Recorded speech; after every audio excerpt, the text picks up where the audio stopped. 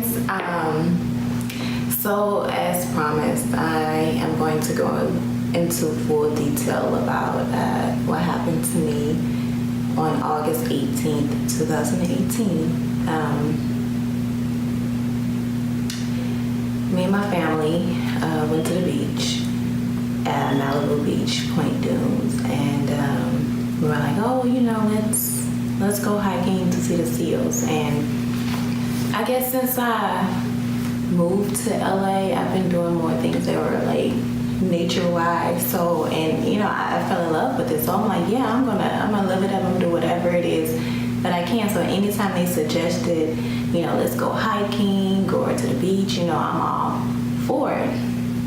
So of course I was excited about seeing the seals, but to see the seals, it wasn't actually on the beach part where the rest of the people were. You had to go to like this secret cove, and they call it the Pirates Cove, and usually like after 5 o'clock the tides rise over there. It's not safe to be over there because it could get a little tricky trying to get to the part where you can see the seals and hike to that part. It was also rock climbing over there, so we passed that part. We started hiking through the rocks to get to the secret cove, which we did, and it was so beautiful. I was like, wow, I've never seen anything like this before. In my mind, I'm not thinking about, it's after 5, the tides are rising, and it could be dangerous or anything like that. I'm not thinking. I'm just soaking in the beauty of what I was seeing, because I didn't get to see stuff like that in Houston. So we were walking past the sand part, and we had to go through another hiking little escapade into some rocks to get to the seals. So of course I'm videoing everything. It's 5 of us, just to be clear. All of my cousins are with me, and so we were hiking through the rocks. And my cousin looked back and she said, okay, guys, it's all about timing. And I'm guessing she's talking about timing the waves, because the waves at this point were maybe coming up to our ankles. So, yeah. And I'm scared of water. I'm terrified of water. So if I felt any danger or anything like, I shouldn't do this, I wouldn't have went. I wouldn't have continued to go. So, I kept pushing through. I was still recording all the way up to the last minute. I was like, okay, we came to a part that was really steep. And I was like, I need to put my phone up. I put my phone in my fanny pack, and I was so excited. I was like, oh my God, I see a seal. Yay, let's go. We got around that corner. I'm facing the rock like this. My back is facing like the ocean. My face is to a rock, basically trying to go around this curve to get to the seals. And the next thing I knew, a wave came over us, and I just fell all the way down, hitting every rock I think that was there. I mean, the water just took us like some rag doll. I hit my head, side of my face, shoulder, body, all of this was scratched up. Legs, thighs, feet, everything was scratched up. Going down, but I didn't feel all of that going down, because I'm like, oh my God, something's happened, something's wrong. And I didn't realize that something was wrong until once I hit the water and I couldn't stand up, and I looked up and it was water over me, and I said, I am in the ocean. Like, that's when it registered to me, like, I'm in the ocean. I can't swim. So in my mind, I'm like, So immediately I just went into survival mode, because I told myself that I wasn't about to die like that. Drowning was my worst fear of a way to die. And I told myself that I was not about to go out like that. Like, I'm gonna fight until I get out this water, because I just started thinking about like my family and just to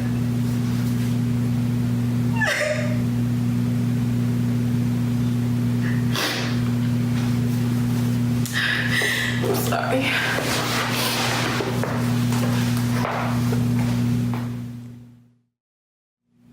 So like I said, once you get into the water or you get into a situation to where it's like life or death, your body automatically goes into survival mode, and that's what I did. I told myself I'm not dying like this, you know. I started thinking about my family losing me in such a way that, you know, it could have been devastating. And so I told myself I'm getting out this water, and I don't know how, but I'm getting out. And so I pulled myself up on the first rock.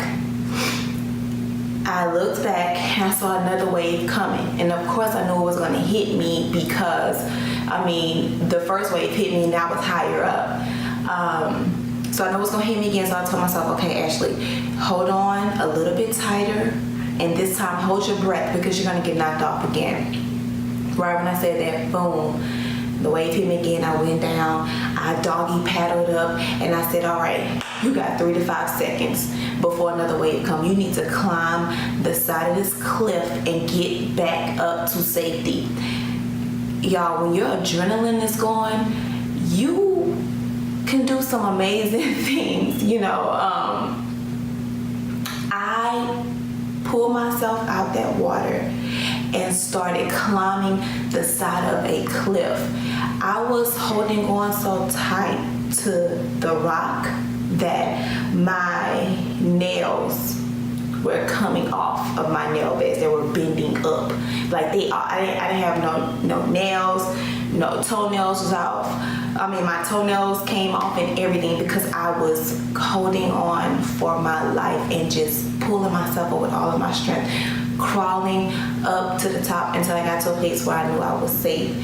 The bottoms of my feet were, I mean, scratched up. Like it looked like a tiger just went under my feet and just like, I didn't have any shoes on. I had on water shoes actually. Well, you know, those swim shoes, they're really fitted. The wave was that hard that it knocked my shoes off, those swimming shoes off my feet. So I just started climbing up and just thinking to myself, I gotta get up. I got up the side of that rock in about 3 to 5 seconds. I pulled myself up.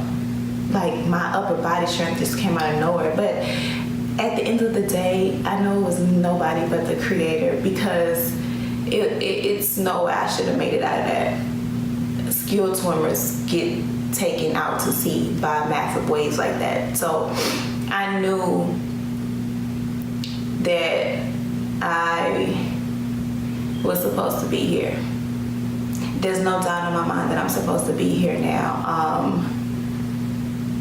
Once I got up to the top where I knew the wave was coming, I took off on it. At this point, I don't know anything that's wrong. I don't feel no bruises. I don't feel nothing. I'm just going running full speed until I got to the sand. And I sat there. As soon as I sat there and I realized, oh my gosh, like I almost died.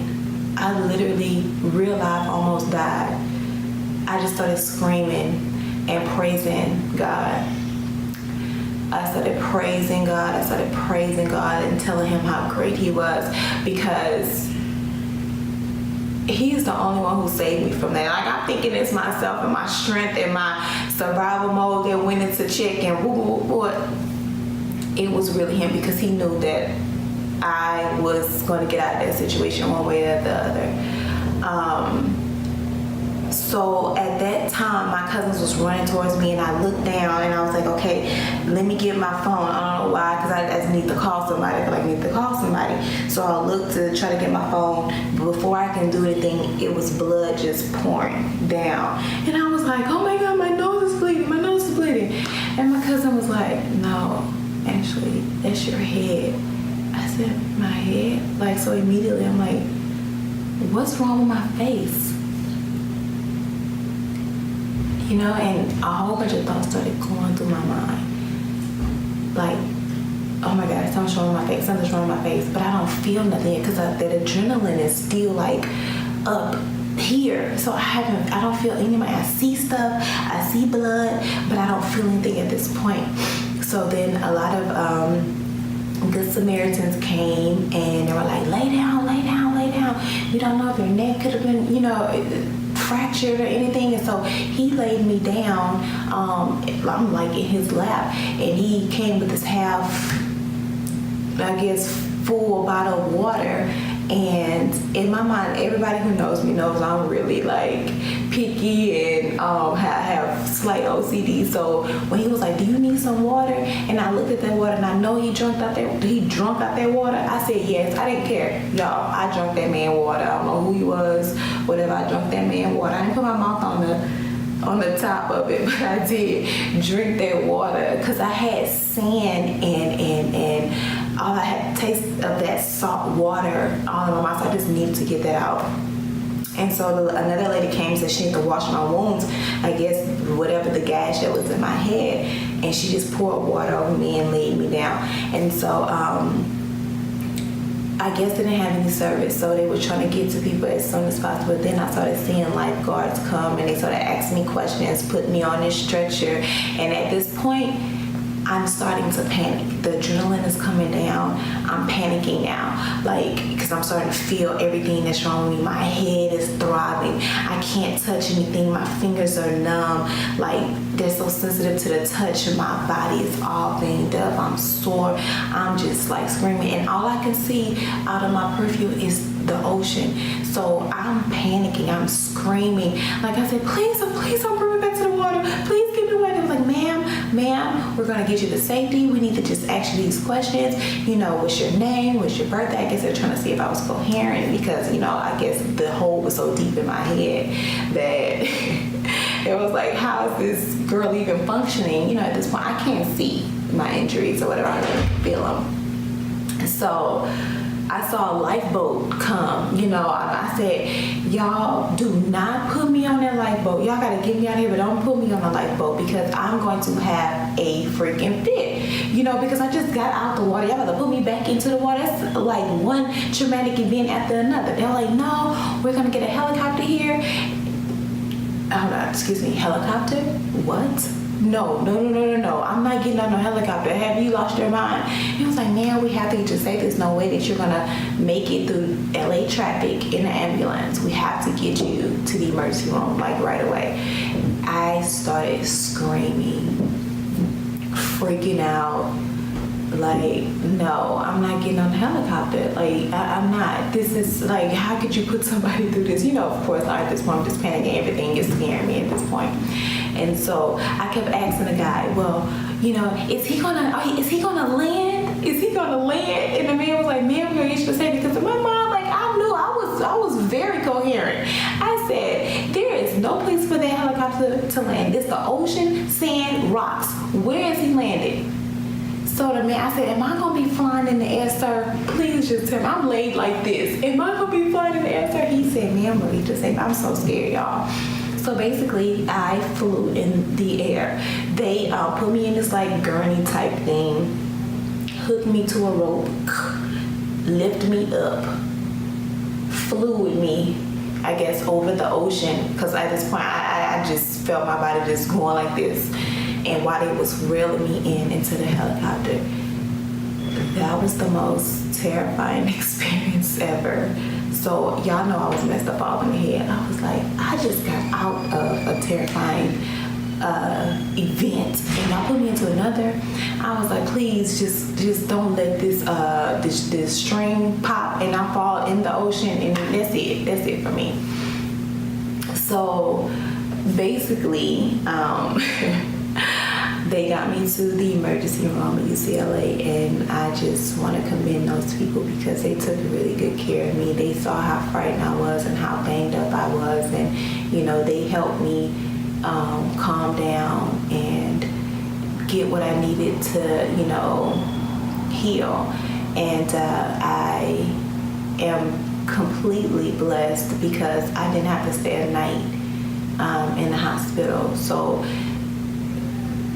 I'm just grateful just to be alive to tell this story, because after doing research, most people don't make it out of situations like that. And then I made it out with, some stitches and, bruises and cuts and wounds and things like that. But nothing severe. I didn't have a concussion. I didn't fracture any bones. I didn't break any bones.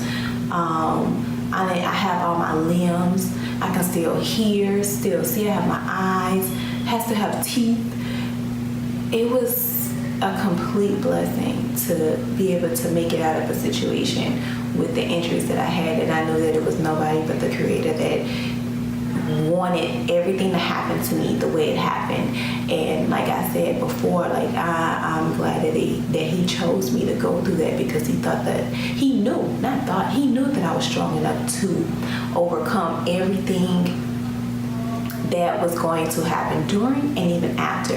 I feel myself as a different person right now, and I'm so proud of how much I've grown from, when that incident happened to now. At this point, I'm just, like I said, I'm just grateful to be alive, and I just hope that this story inspires people to fight, man. In a life or death situation, you just never know. Just don't panic. Most people, when people panic, that's when they lose their life or something worse happens. Just keep a steady mind, and just go into a mode to where, okay, I either need to fight or flight. That's an actual thing, fight or flight. So you have to fight, man. Fight for your survival. So I fought for my survival, and I am so thankful for my family and my friends who have been helping me through this healing process, because it's still a mental process I have to go to. I still have night terrors. I wake up in a cold sweat, thinking I'm drowning, thinking about my scars, and I'm like, baby, scars are going to heal on your face. And I'm like, I'm not even worried about my scars anymore. I'm going to embrace my scars, because they have a story. Behind my scars is an incredible story. And even though I know they're gonna go away eventually, but I'm glad that I got them, because who becomes an amazing person without any scars or any pain?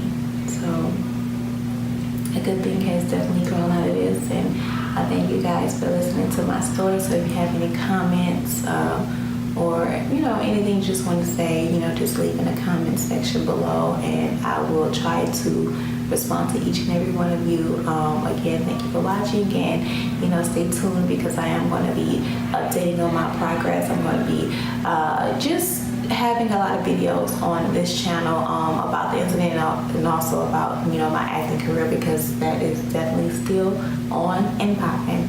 All right, thanks guys.